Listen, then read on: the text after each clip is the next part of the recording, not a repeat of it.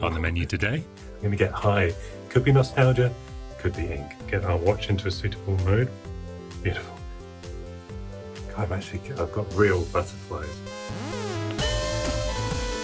Welcome. Hello chip dippers, welcome to another Retro Recipes Reheated, where overlooked and underrated videos get a new lease of life with cool updates. And today the updates are seriously cool because the ZZAP magazine is back. I'm holding here, unopened, the first of the brand new paper issues that are going to be coming through your letterboxes for the first time in 25 or 30 years, bi-monthly, but you can buy them monthly, but they'll be also coming bi-monthly every other month. And the ZZAP 2021 annual is also here. I am so excited to open these. Before we delve into my documentary and start the story at the beginning so we can finish up with the latest chapter, just to point out, this was achieved because Chris Wilkins from Fusion Retro Books, who's made a lot of great annuals and also Crash magazine, was able to get the kind permission and blessing of the original editor, Roger Kean, and Future Publishing, who own the rights to ZZAP magazine and Crash. So that's why this is all happening. It's very exciting. And I also just got an update from my mum back in London because Chris also sent one of the first copies of the new paper magazine, specifically there to my old childhood home, just by special request from me, because that has been a dream of mine to kind of time travel back to when I was 13 years old and would just wait every month for ZZAP to come through the door. And here is the postman, the mailman, arriving at my family home with the first ZZAP 64. And there it is. My mum took an excellent photo of it actually as it landed through the door, the correct way up, with the logo facing and everything. So it really does feel like I'm 13 again. I hope you'll join me in feeling 13 again too, as we take a look at the electrifying history of ZZAP 64.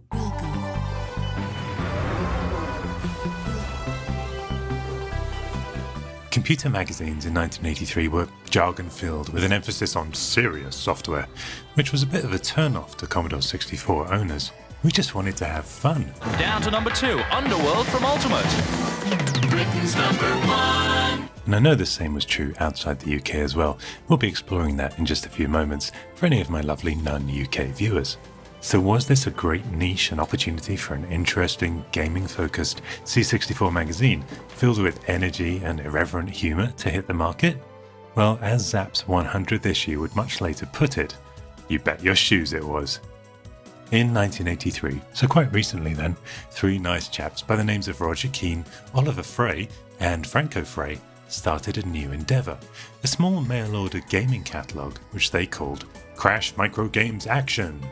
As Roger explained to Nicola and Anthony Caulfield back in 2011, Oliver's brother Franco had been sourcing Spectrum games for a German because they couldn't get them over there, and we realised you couldn't really find them in the shops over here either. And we were contacted by a magazine distributor, Wells Gardner Darton, who'd actually shown a copy of one of our primitive catalogues to a buyer at Smith's.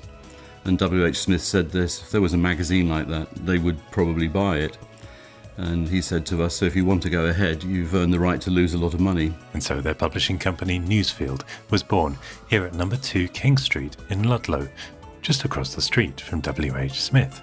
And this of course gave us Crash magazine, dedicated to the ZX Spectrum. And that's where the team came up with a groundbreaking idea. Rather than use journalists or stuffy experts to review games, they used school children. After all, they were the ones buying the games, or their parents were, so why shouldn't the kids be the ones reviewing the same games? But this posed the big problem for the software developers. Kids were honest. There was no way of buying off teenagers because they had no commercial sense.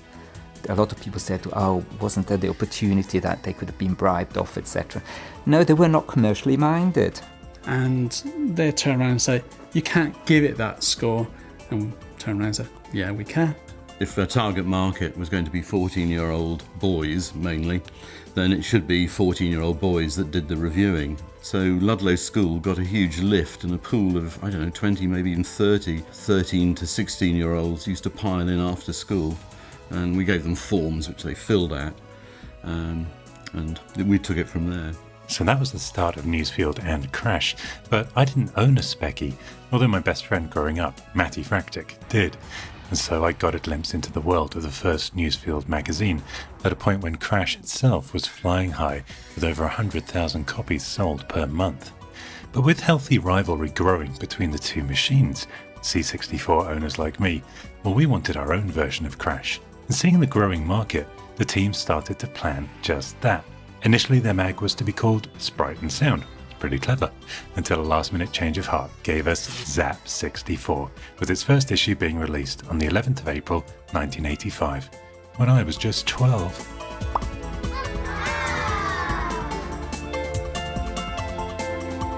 I think it was a dream come true for many 13 to 16-year-old boys. A number of those who were better qualified at their English left school and joined the Newsfield organisation as it grew.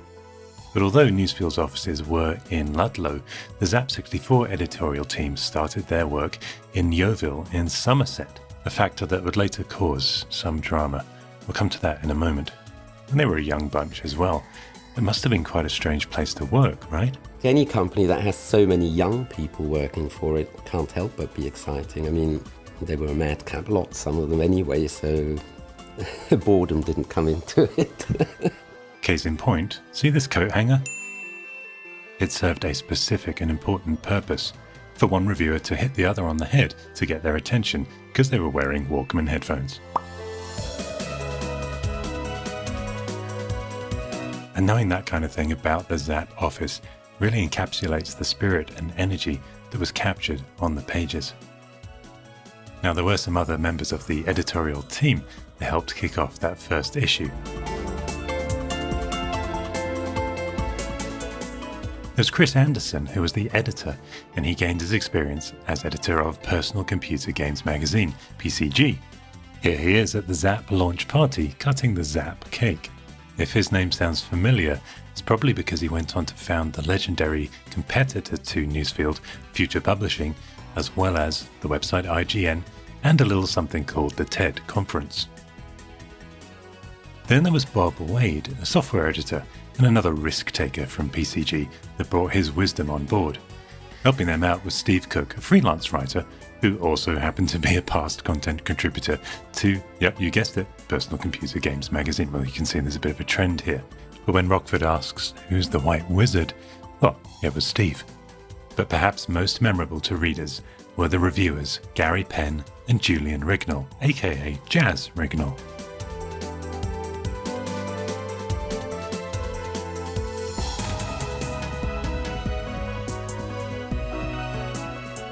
But did you know they actually earned their place in the magazine by winning video game tournaments? Fight the monsters, solve the puzzles, beat the big baddie. So a win-win situation there. The 1983 Computer and Video Game Arcade Championships, which I went on to win, bring me to the attention of Chris Anderson. A few months later, he called me up out of the blue, asking me if I was interested in interviewing for a new magazine that he was in the process of starting up.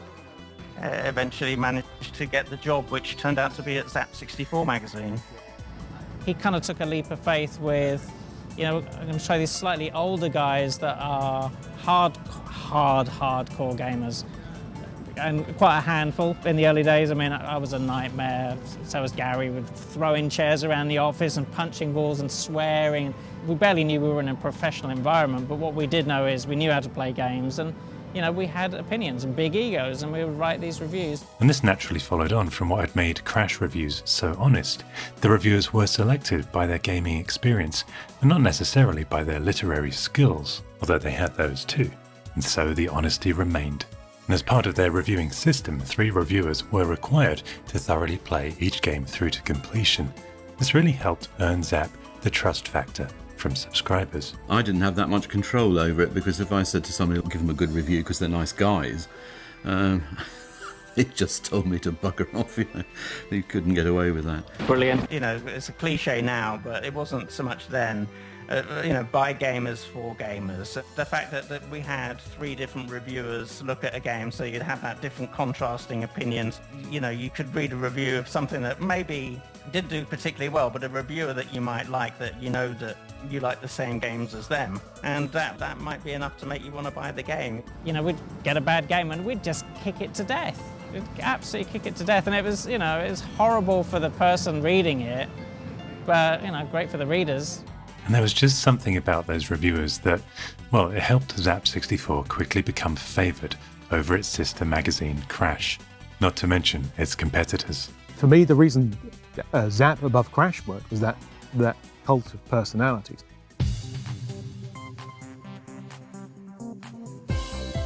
Now, of course, it wasn't all plain sailing, and we'll get back to the interesting twists and turns that followed in just a minute. But it's worth mentioning that, rather cleverly, that although Crash and ZZAP! Would later go on to share an office, they positioned themselves as rival magazines, and the editors were encouraged to ramp up their antagonism. This actually further fueled the rivalry between the Commodore 64 and the Spectrum, but also, well, it buoyed the industry and the magazines along. When you look at the letters page, ZZAP! Rap, you'll see that it was run by a Lloyd Mangrum, only he didn't exist. They made up this name to make the offices and the publications seem bigger than it really was. Actually, Lloyd's pieces were generally written by whoever the editor was at the time, although Roger Kean rather cheekily still denies Lloyd was fake. But ZZAP! Wasn't a high-tech publication. The issues were put together on boards like these, essentially using glue and tape. I remember being given, we had these like little word processor machines. It was actually quite advanced for the time. Little laptop computers with LCD displays that only displayed about 4 or 5 lines of text. But we could sit there and write our reviews, which we would then upload to Chris Anderson's, I think he had an apricot computer. Well, someone called the 9-Bit Guy told me that they had Ahoy magazine and Compute's Gazette, but everyone that I spoke to conceded that these didn't come close to what we had with ZZAP! And Crash. In fact, some people exported ZZAP! To other countries just to feel closer to the gaming community. I spoke to US journalist David Farquhar about this, and he said that basically US editors were just afraid of upsetting software companies. Quite the opposite to ZZAP!'s approach. He said the most he ever got away with was calling Windows ME the Backstreet Boys of operating systems. That's pretty edgy. But did you know there was even an Italian version of ZZAP!, largely comprised of translated reviews? We'll get back to ZZAP! In just a moment.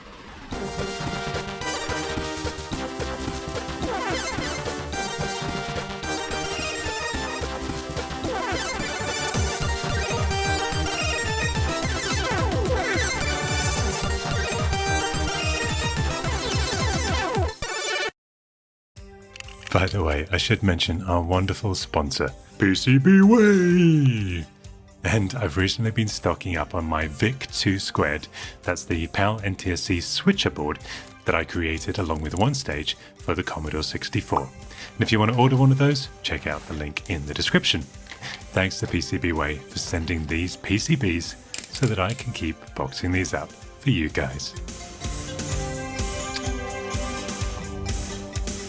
Because as we all know, PCBWay stands for People Could Be Waving at You, doesn't it? Now, it was around the time of issue 4 and that incredible Beachhead 2 cover that ZZAP! And the team had to face their first hurdle. After some deliberation, the team decided to move the magazine offices into the Newsfield Limited headquarters back in Ludlow in order to cut some expenses. And the Crash team kindly shifted over to make space for them. Unfortunately, 2 of the most important role players, Chris Anderson and Bob Wade, opted to stay behind and pursue other endeavours. And the editor of Crash, Roger Kean, took on the responsibility as editor for ZZAP! A new reviewer joined as well, and he was Paul Sumner, who also did not exist. Yep, Jazz and Gary collaborated to build this bogus persona in order to fill the void left by the others. This act went undetected. Paul Sumner in fact lasted until issue 34, and it was in issue 4 as well that Lloyd Mangrum made his first appearance, simply because Chris Anderson used to handle the letters, and now, well, there was nobody. but I mentioned that incredible Beachhead 2 cover, and it was around now that everyone was really starting to notice Oliver Frey's stunning artwork. And this was something I think we all felt reading the magazines, much in the same way that, the box art of a game would give your imagination somewhere to go when playing the, naturally less impressive graphics of the actual Commodore 64 game itself. And something I realised more with passing years is that teenage imagination was a real part of the foundation of what would become nostalgia for many of us today. So thank you for that, Ollie. Set our magazines apart was the extensive use of illustration. The computer game screens in themselves are rather dull. Illustrations were a way of bringing the subject matter to life and make it exciting for what are, after all, younger readers. When you look back at some of those early ads, you'd have like a little dude, maybe a crude drawing, and then like literally 3 paragraphs of text. I'd been an illustrator by then for quite a while, and mainly illustrations I did were per se aimed at the sort of teenage market. I was really producing high quality artwork that brought the games to life. You'd look at that and go, wow, that must be really cool and exciting. So what about Rockford, that lovable character that seemed to be an uninvited insect who'd somehow crawled his way into the printing presses to add his own amusing comments to the proceedings?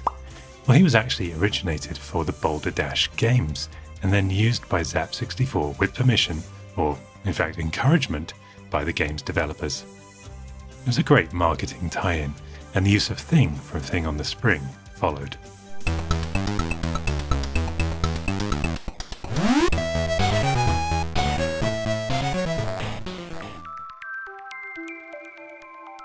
Well, by the end of 1985 and issue 7, more changes were afoot at ZZAP Towers.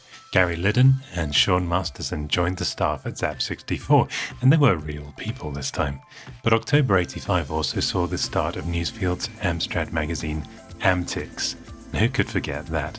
Well, I could. I hadn't actually heard of it until this documentary, but I wish I had.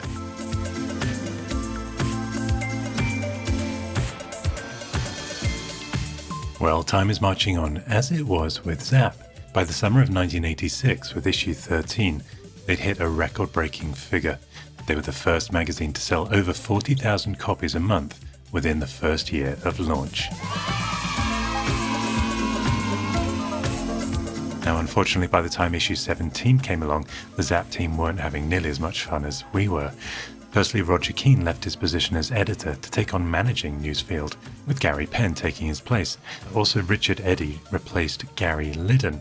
Also, again, not the end of the world, but in the face of adversity, the ZZAP team went back to doing what they did best, reviewing games.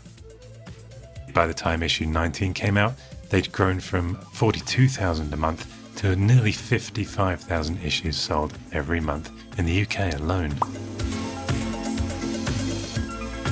I don't think I realised that they were going to be quite so powerful as they turned out to be a few years later. By July 1987, with sales figures peaking 80,000 issues, Gary Penn said that he was just worn out and quit as editor.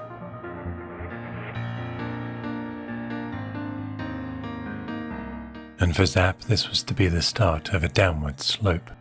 For example, in an issue 5 months later, the first warning sign started to show when they incorporated a 16-bit section. It was understandable they'd seen the slowdown in the 8-bit market and wanted to cater for Amiga and Atari ST fans. But ZZAP 64 probably wasn't the right place to do it.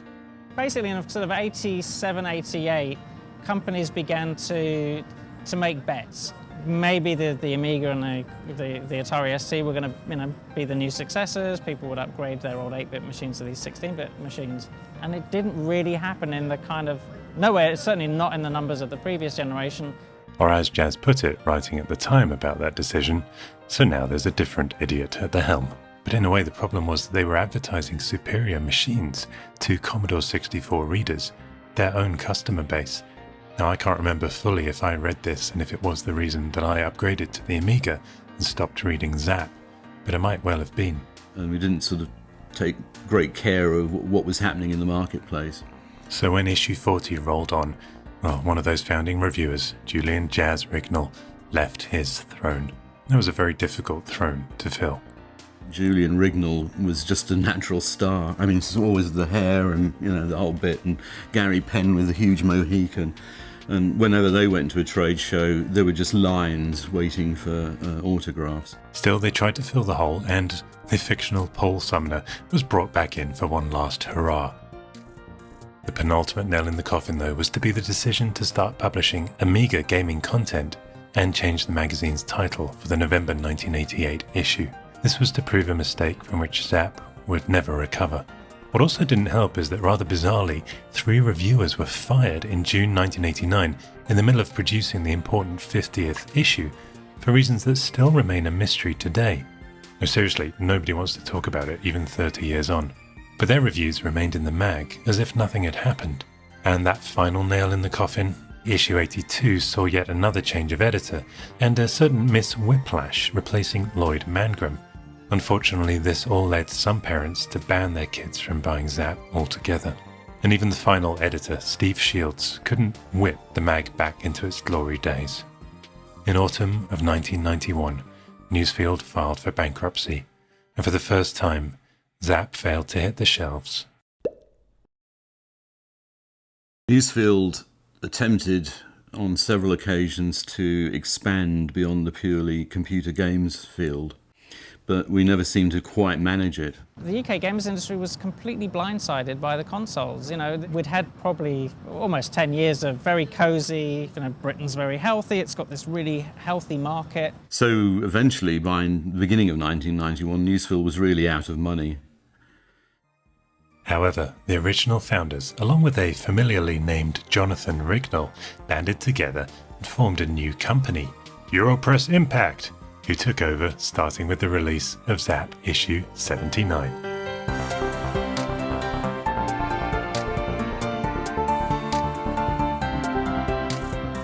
And true to form, they blamed being away on Lloyd Mangrum wanting a nice long holiday. But alas, the truth was to catch up with them sooner than later. With the 8-bit market now fully working against the team, it was time for a new magazine to take the reins. And that mag was Commodore Force. Issue 91 of ZZAP was incorporated into its first issue. Issue 10 of ZZAP 64/Commodore Force would be ZZAP's 100th issue, and they included this 4-page center pullout to commemorate. But alas, issue 16 was the last mention of ZZAP.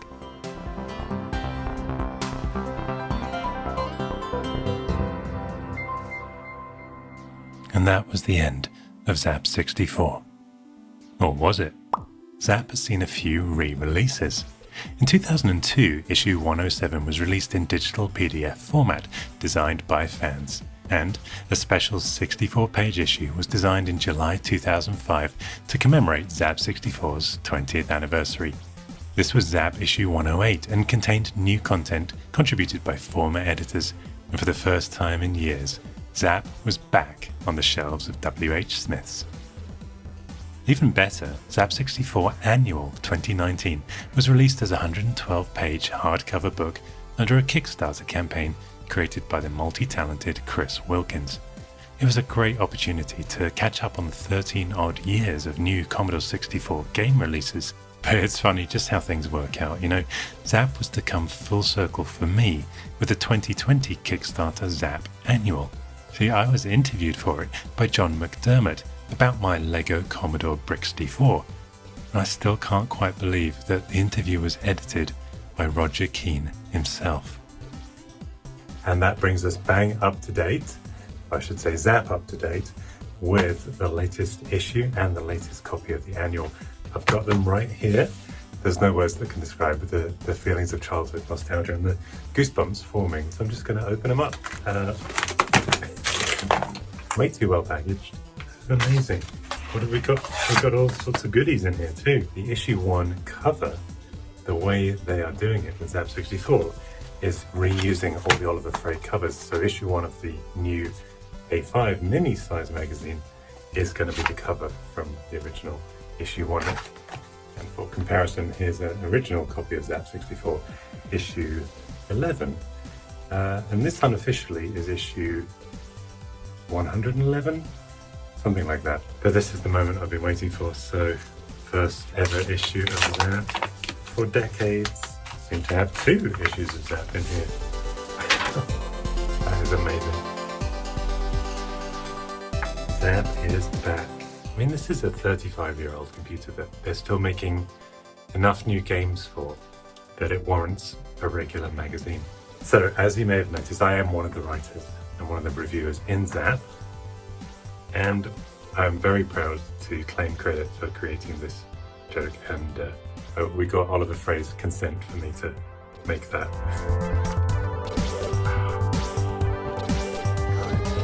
I can't tell you how the little kid version of me would have felt. I've got real butterflies to see himself as a reviewer. I am just so honoured and flattered. And some of these guys actually were based at the original ZZAP Towers in Ludlow. 2 of these guys. And what's Rockford saying here? Oh, you watch it, mister. Okay, let's see what we've got. We're just going to have a quick old flick through. So the reviews start straight away with a sizzler, and that means it's 95%-ish or over. And if I keep flicking, we come straight to a review of Attack of the Petsky Robots by the 9-bit guy, the extra bits for parity. So I'm one of the reviewers here. They always wanted those 3 reviewers. These 2 guys didn't rate it quite as highly as I did, because I thought the Petsky usage was just incredible. So the idea of ZZAP is you get to learn which reviewer most shares your tastes. And if they don't like a game, you probably won't buy it. If they do like a game, you probably will. But setting that aside, it is now time to look at the 2021 annual, get our watch into a suitable mode before we start. Beautiful. Here, Hoffman. Now, I'm not going to spoil the cover. Oh, good, I need a new coaster. Oh, it's so shiny. Take a quick old flick through. What's going on here? So this is an article about computing museums. Oh, the smell of annual ink. Oh, I'm going to get high. Could be nostalgia, could be ink. I did this article about the C64 Maxi, and I talk about here how I used to write letters to ZZAP64. And can I just tell you, the coolest thing perhaps of all of this is my Oliver Frey avatar joining Jazz Rignall and Gary Penn on a page of official ZZAP. I can't put it in words. Wow. Oh, okay, so I actually reviewed this game in issue 2 of ZZAP that's coming up. I loved this game, by the way. Mars, this looks cool, doesn't it? Maybe not. And Jazz Rignall himself, in more modern avatar form, got to review Attic Attack as well. ZZAP Rap, so this is the letters page that I never managed to get into. Wow, big feature here with Andrew Braybrook, of course. And we've got the ZZAP Reader's SID chart of your favourite SID chip music. And another goodbye here from Roger Kean, the editor since, what was it, issue 3 or so of the original ZZAP back in 85, 86. Now prepare yourselves, close your eyes for the next 10 seconds, starting now. If you don't want to see the cover, this brand new piece of artwork by Oliver Frey. I love this ship. You can open your eyes. My mum found this in a box of my old toys. Doesn't this remind you of this cover? Close your eyes again. Look at that. So Oliver Frey capturing my childhood without even knowing it. Beautiful. Let me turn this over so you can open your eyes once again. I'm going to leave it there. I hope you enjoyed that brief look, that brief zap back into ZZAP64. Check it out, zapmagazine.co.uk. I'll be back soon with more fun retro recipes, but until then, from me and Rockford. Yes, and Lady Fractic. Thanks for watching, subscribe below, and cheerio.